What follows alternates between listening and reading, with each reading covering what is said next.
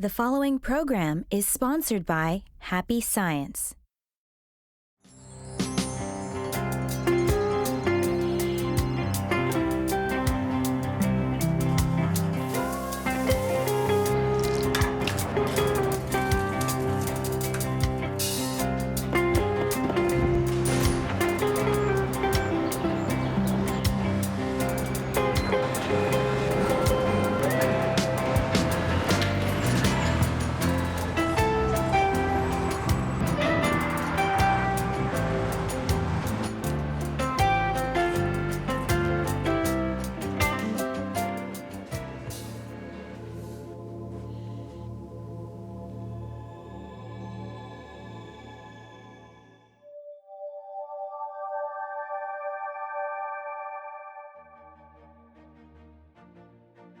Hello, and thank you for accepting our invitation to happiness.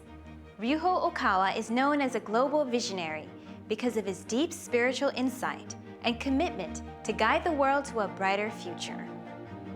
To accomplish this, he founded Happy Science Group in 1986, which is now a global movement in over 100 countries.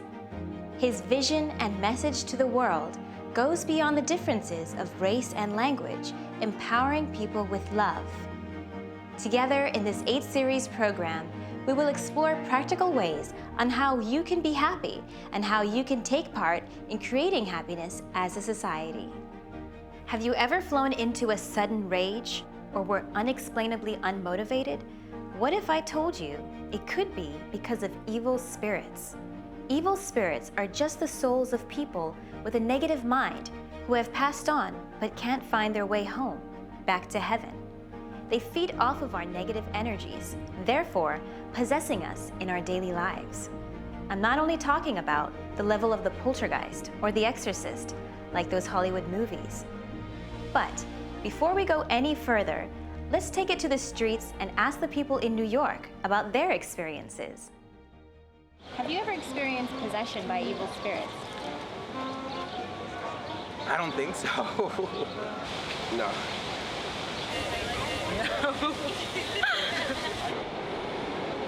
Not to my knowledge. I don't think so. No, it hasn't come up. Never. That's very easy, no. No, definitely not. I've seen people possessed, but not me. Have you ever experienced possession by evil spirits or know someone who has? Yes, I've been in recovery from addiction, so I consider that an evil spirit. I've committed some things I'm not proud of. So, yes, I've had some evil spirits in me. What comes to mind when you think of evil spirits, possession? And have you ever experienced this? Today, we'll explore how spiritual possession happens. So now, let's watch a lecture on negative spiritual influences. Now, I'll explain further why possession occurs. One of the laws that I must definitely mention is the law of same wavelengths attraction. We often use this term at Happy Science. While you live on Earth, you're a three-dimensional being whose mind is confined in a physical body. However, your mind is the core of your soul and is always connected with the world beyond this one. The mind is like an electromagnet, and the frequencies transmitted by the mind, or the tuning of the mind, are constantly interacting with the spirit world. The two are affecting and being affected by each other. The mind is connected to the spirit world in this way. The key to understanding possession lies in the mind. I often explain this law as something similar to changing the TV channel. If the TV is not tuned to a channel, the image won't show. When you properly tune to a specific channel, the image becomes quite clear. This is also how your mind works. Many kinds of frequencies are emitted from heaven and hell, but if people on Earth aren't tuned in, they won't receive such signals. There's a vast diversity of signals and messages emanating from all kinds of beings throughout the spirit world. When those frequencies match exactly with the frequencies of people on Earth, spirits and humans attune to one another. When spirits are contacted in this way, or when they are needed on Earth, they can visit Earth. Another case is if you're acquainted with someone and know his or her name, all you have to do is to call out that name and your mind will connect to him or her right away. If you know a person's face, it's even easier and you can get in contact immediately. This is a law of spiritual connection. You need some connection to attune to a spirit. The spirit world is vast, so if you wish to contact a certain spirit, you need to either to attune yourself to the same frequency or know that spirit. It's just as easy as contacting someone when you know his or her telephone number. If you're able to identify the spirit, you'll be able to reach it. There are also places that are connected to a particular spirit, locations where you can reach a spirit. A spirit can possess a body when there is something to attach itself to. Spirits are able to latch onto areas where the blood flow is disrupted and congested. These places become prone to fatigue or pain. Spiritually, these show up as a dark shadow. These are where a spirit can attach itself. For instance, people suffering from rheumatism or who say that their feet are always cold often have a snake spirit wrapped tightly around their legs. People who always complain of headaches may have an animal spirit riding on them and pressing down on their head. Those who continuously suffer from unusual shoulder or neck pains may also have the spirit of an animal riding on them. The same is true for pain in the lower back. Spirits can possess different parts of the body. Let me explain why some spirits possess living people. As you can imagine, hell is a damp, dark place where the light of heaven doesn't reach, where the spirit sun doesn't shine. Hell is a place without light. Similarly, a mind that opposes light blocks it. A mind that opposes light reacts to it by creating clouds.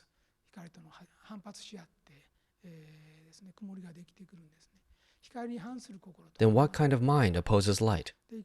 For living people, it refers to a mind consumed with worries and troubles. Worries and troubles cause the mind to become dark and negative. As long as you're living human beings on earth, you won't be able to live without worries. Everybody has worries. But as long as you have the ability to resolve your worries and problems, you'll be all right. However, if you're unable to solve your problems, your mind will become shackled. Your mind becomes bound to one spot, and you won't be able to stop thinking about the problem. If this continues for a long time, meaning that if your thoughts remain fixed on a single issue, then the spirits in hell will see this as a rope handed down to them. They'll look at this single long rope and think, "What is this rope in front of me? I suppose someone wants me to come up." They will then grab it and begin to climb. They'll approach the person with worries, as if to offer help. So, if you constantly worry about one issue for a long time, spirits from hell will visit you.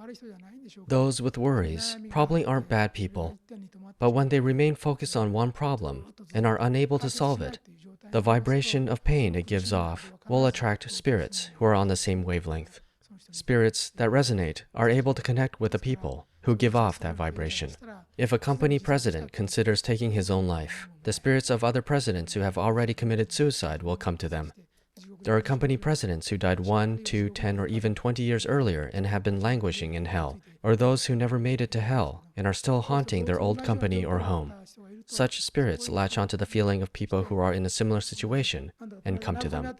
The spirits may believe they're consoling and supporting people who are suffering the same problems, but in fact, they're not helping. They're trying to drag those people into hell. Objectively, the spirits are dragging the living down into the same morass to increase the number of fellow sufferers. These spirits aren't necessarily acting out of malice when they drag their victims into the other world. They're completely lost, that's all. Their mere presence amplifies sadness and worries in the living and cause further anguish and confusion. Their presence causes people to lose all hope for the future and choose death. Worries and pain comes with being human. Since ancient times, religions have been teaching ways to overcome them. By holding on to worries and pain for an extended period, they develop into attachments, making it difficult for you to escape. Holding on to worries for a long time can be dangerous. Therefore, you must abandon attachments and free your mind from such worries. Some ways to overcome them are praying to Buddha or God and practicing self-reflection. As a result, you'll feel somewhat relieved, and the spirits possessing you will leave. You must stop thinking in ways that amplify your worries. Another method is to think positively. Have a brighter heart and cut your ties with evil spirits. Different religions use different approaches to help people. The point is, if you hold on to worries for a long time, you'll eventually attune yourself to evil spirits and attract them to you. Large numbers of people die in the cancer wards of hospitals. I'm not sure whether such facilities are good or bad because the people who died in these wards are unable to return to heaven, most likely remain there. I'm sure there are plenty of such stray spirits. When a new patient is brought in, these stray spirits think, a new guest, and possesses the patient. These spirits endlessly repeat the cycle of possession and death. By changing your state of mind, you can get rid of possessing spirits. Even so, possession continues to occur because currently, countless spirits are unable to return to heaven after death. This is a major problem. So it's quite troublesome that religions have little power. This is why the world is filled with people who do not have a basic understanding of the truth. So the first point is to understand that your soul is eternal. Your physical body perishes, but your consciousness does not. Naturally, you'd like to go to heaven. However, after you die, if you don't understand the spirit world, you may wander lost in this world. Or, if you held on to a negative attitude for too long, you may find yourself in hell. Spiritual possession happens when your mind attunes with the lost spirit or spirit in hell. Our mind is constantly connected to the world beyond this one. Simply put, think negative and you will attract evil spirits. In the second half, we will learn how to get rid of evil spirits. The first level of enlightenment people must attain is the truth that human beings aren't physical bodies, but are essentially spiritual beings. I presume that about 70% of people haven't reached this level. Therefore, it's extremely important that you believe in and are devoted to a righteous religion while you're alive. If you do, you'll be able to find salvation quite quickly after death. The spirits who work to assist the dead will come to help you, of course. Then all you need to do after returning to the next world is to change the habits you had when living in a physical body to those fitting for a spiritual body. This change of mindset is a little difficult to do. It's not easy for people who die unexpectedly and have no spiritual knowledge or awareness to depart this world for the next. People who die of illness may be more or less aware of their death, but those who die suddenly, such as ones who get into a traffic accident, will find it very difficult to accept their death. They'll be eager to live for 10 or 20 more years. And if they still have their career and family, they won't be able to let go of their attachments so easily. Their minds would be focused on such problems, so they end up coming back to their home. In most cases, the spirits of the dead live inside the house with their spouse and children. Although they may be worrying about their spouse, children, or grandchildren, the fact is that they remain attached to this world, possessing family members. They have nowhere else to go since they don't know where to return to, and can't stay in their grave forever. When people are possessed by spirits who are unable to return to heaven, their bodies feel heavy and unwell. Their worries are amplified. Their concern is always about the same problem, and they can't be positive. Spirits that can't return to heaven may mean no harm, but they unintentionally cause problems by remaining on earth. Moreover, some spirits are unaware that they're already dead. They're upset that none of their family members seem to notice their presence despite having returned home. Neither their children nor their spouse answers them. So the spirits try hard to be noticed, resulting in spiritual disturbances. These spirits thus creates misfortune and bad news. For instance, their family members or descendants may be injured, get into an accident, or suddenly become ill. There are times when spirits send various signals. They do such things simply because they haven't attained a fair level of enlightenment, nor been aware of the spiritual truth. This is why, even though such spirits don't intend to cause problems, they produce further misfortune and unhappiness. There are malicious spirits who are more persistent than evil spirits. They're aware that they're lost and they intentionally curse and haunt people. They actively create misfortune in this world and destroy happiness. They try to make people on earth suffer because they can't be happy themselves. They only know how to hold grudges and strive to make people unhappy. For instance, there are the spirits of people whose business didn't go well and went bankrupt, leading them to commit suicide. They know that their company is done for, but if nothing else, they at least want to destroy their friends' companies in the same way. They also wish to bring misery to relatives who made a fool of them. In this way, spirits who seriously and purposely try to make others suffer, they will be classified as malicious spirits. If you leave these spirits alone, they'll carry out evil deeds one after another. The thought, if I can't be happy, then I want other people to be unhappy too. Everybody has this feeling, more or less. No one can deny this. If you can't be successful and be happy, then you'll want to make others unhappy as well, just to make yourself feel better. This feeling can build up and become a powerful force. Nonetheless, it's pitiful to see people living ordinary lives here on earth turn into such miserable beings in the next life after leaving this world in a few years or decades.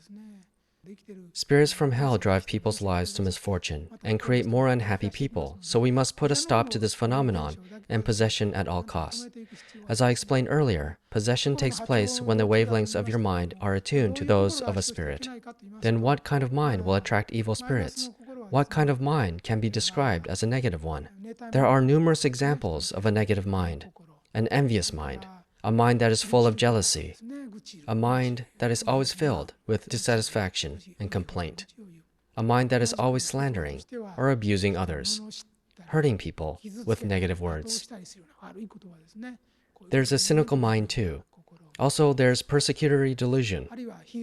Those who are susceptible to spiritual possession generally suffer from persecutory delusion.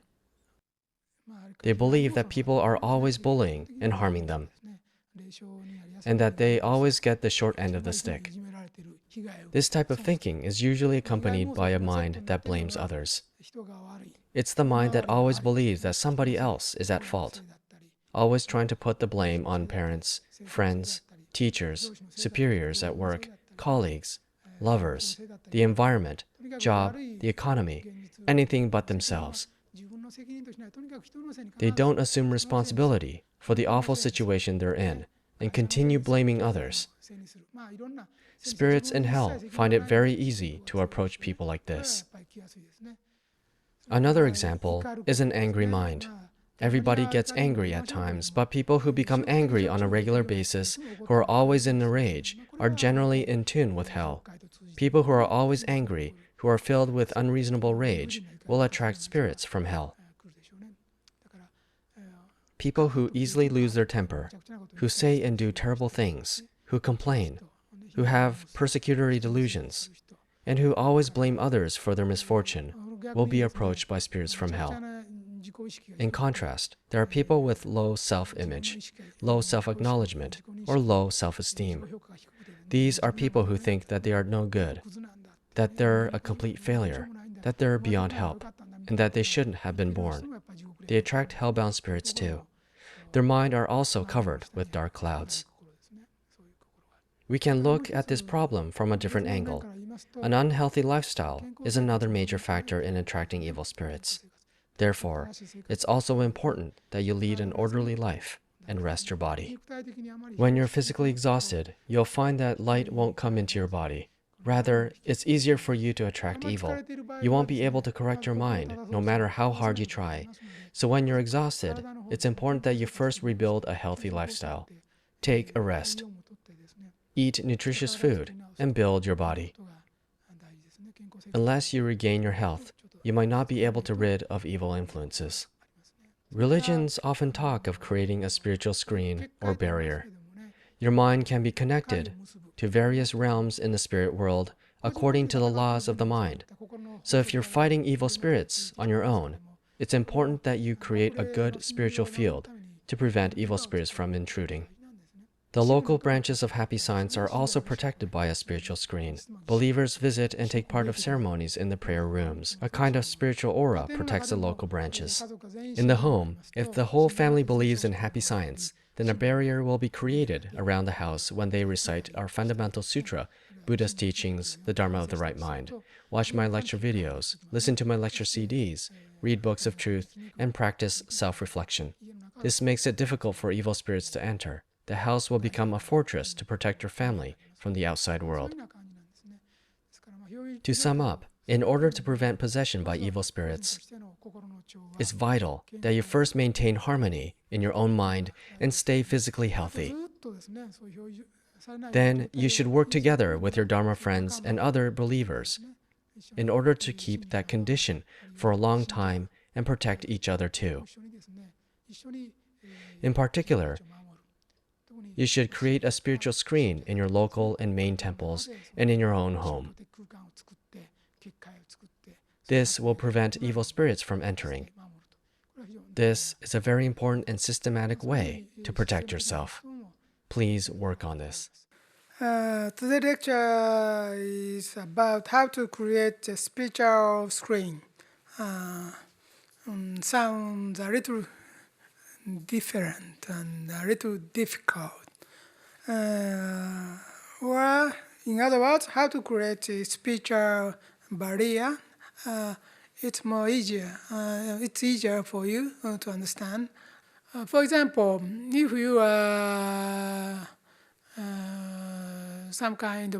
have some kind of attachment, you cannot concentrate on the right mind in this world. You can see the material world, and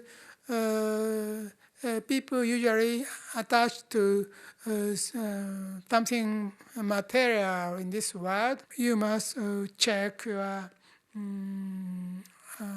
attachment. Everything is passing by, and nothing can be stopped as it is. So don't attach to anything in front of you. This world is a shadow. This world is not real. The real world is waiting for you within years or several years. And at that time, all the people who are living in this world will experience the truth. And at that time, the soul, your mind, can find that everything was experience, just experience. Or this world is a training course prepared by God or Buddha. So don't attach anything in this world, and you can protect yourself. When you hold on to negative thoughts like hatred, self-pity, or think that the world is against you, and on top of that, can't maintain your health, you will end up inviting evil spirits into your mind. All things will come to pass. This world is just a shadow of the real world, heaven. Live with gratitude and a carefree heart.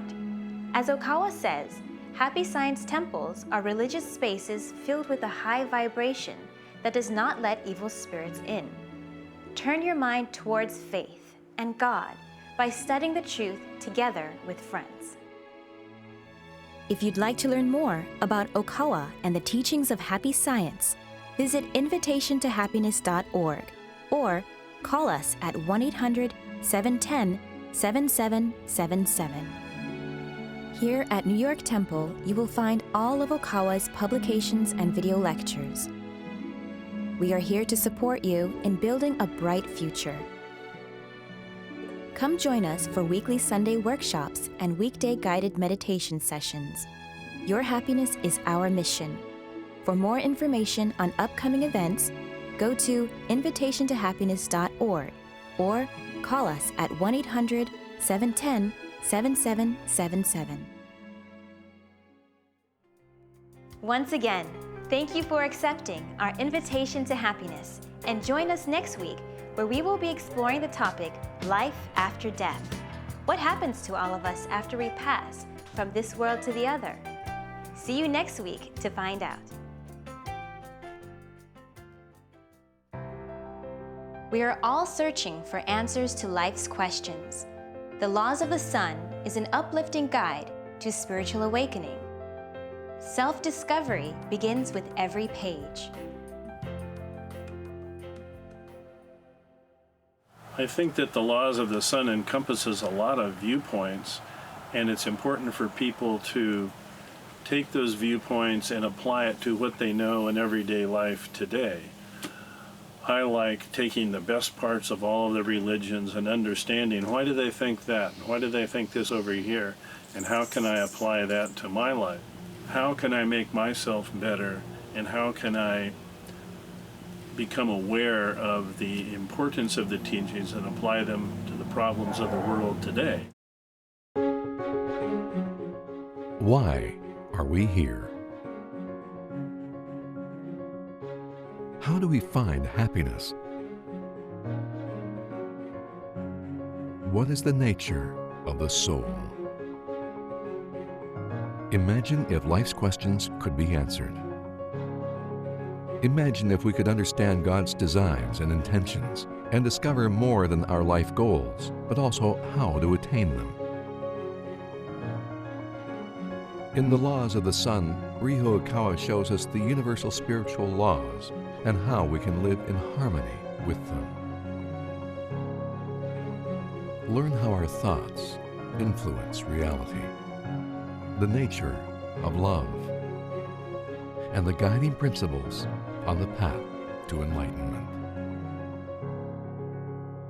This is a book with answers to life's questions for all in search of spiritual growth.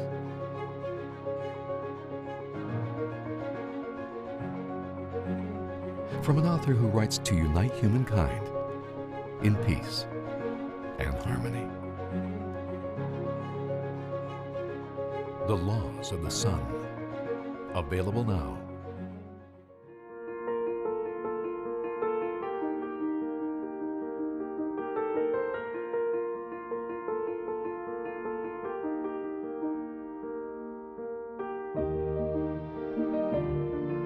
The preceding program was sponsored by Happy Science.